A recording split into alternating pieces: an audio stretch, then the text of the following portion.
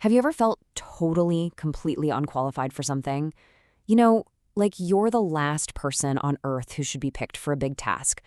Well, today we're going to dive into a really powerful story about how purpose often finds us, not when things are perfect, but in these moments of huge crisis and honestly deep personal doubt. So let's get into the call of Isaiah. The whole story kicks off with this one single dramatic line. It's so specific. In the year King Uzziah died.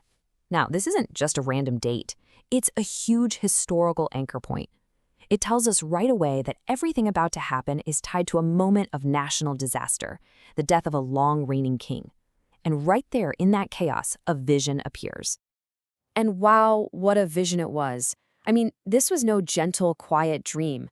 Isaiah sees the Lord on a throne, so magnificent that just the hem of his robe fills the entire temple. There are these incredible angelic beings, seraphim, flying all around, and the whole place is physically shaking and filling up with smoke. It's completely overwhelming, awe-inspiring, and to be honest, it's got to be absolutely terrifying. Now, an incredible vision like this doesn't just happen in a vacuum, right? To really get the power of it, you have to understand the world Isaiah was living in.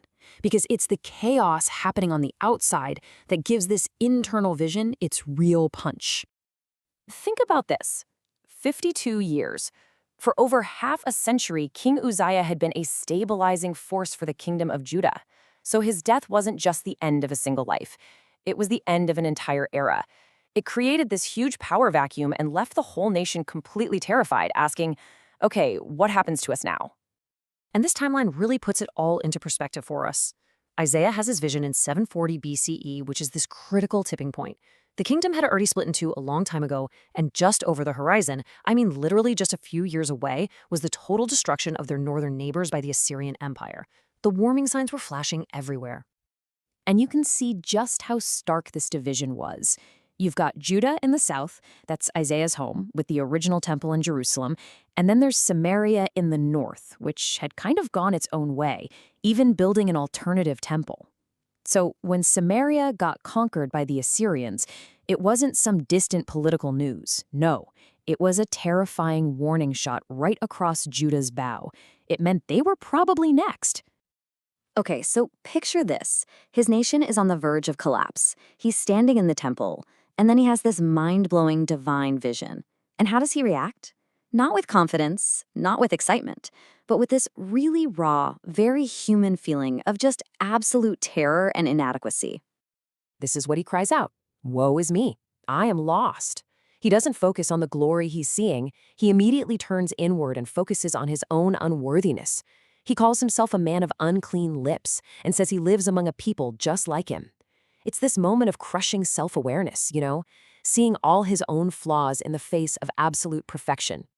And to really understand his terror, you gotta know about this core belief from that time. There was this strict boundary between God and humanity. The thinking was, if you, a flawed human being, came into God's presence, it wasn't just humbling, it could actually kill you. So for Isaiah, this vision wasn't just overwhelming. He genuinely believed his life was over. So here's the crucial point. In this moment, with a national crisis looming and a divine vision unfolding, Isaiah's biggest problem isn't the Assyrian army at the gates, it's the enemy inside. It's his own profound, crushing sense of being completely unworthy. But this is where the story pivots, because Isaiah doesn't stay stuck in that fear.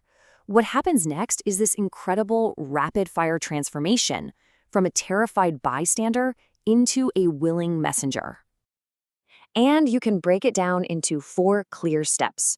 First, he has this gut-level, honest confession, admitting how unworthy he feels. Then, this amazing act of purification happens. It's only after that that he even hears the call, the commission, and finally, without skipping a beat, he accepts. It's just a really powerful sequence of events. Let's talk about that burning coal for a second, because this image is so potent. It's not just any coal, it's taken directly from the temple's altar of sacrifice. That was the very place where atonement for sin was made.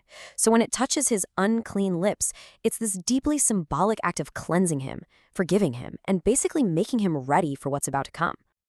And right on the heels of that purification, the question finally comes. And notice, it's not a command. It's not, you go do this. It's an open invitation. Whom shall I send, and who will go for us?